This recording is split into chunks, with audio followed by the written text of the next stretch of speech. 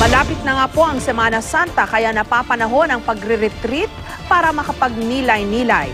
Payo ng mga miyembro ng religious congregation sa mga gustong mag-retreat, mabuting maglagi sa retreat house na pinatatakbo ng religious congregation para magabayan ng mga pare o madre. May report si Tina Panganiban Perez.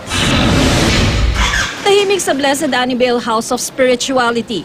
Malawak ang lugar, pero kakaunti lang ang makakasalubong mo. Karamihan sa kanila, mga postulant na nag-aaral maging madre.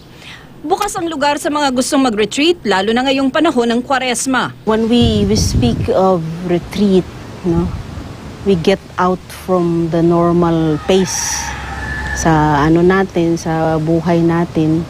And we go in contact with the Lord, a one-to-one contact with the Lord. Maraming silid na magagamit para sa mga overnight recollection at mga retreat. May chapel din sa first floor at prayer room sa third floor. Swak para sa mga seryosong naghahanap ng mapupuntahan para magnilay-nilay. But usually sometimes we will use this for the groups, especially for the retreatants or recollections, because sometimes, especially for the old persons, they don't want to go down for the prayer in the first floor. Ang mga miyembro ng mga religious congregation required na mag-retreat ng 6 na araw minsan isang taon at mag-overnight recollection minsan kada buwan.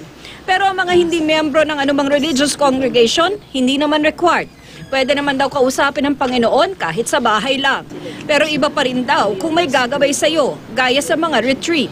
There is a speaker, then the speaker guides us into meditation. There is also a time that you go for adoration, the time you go for reconciliation. Even going to God, we need somebody else to help.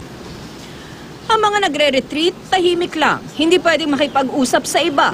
Pwera na lang sa retreat master. Well, you want to commune with the Lord. You want to see yourself, discernment, and whatever you want to do in silence.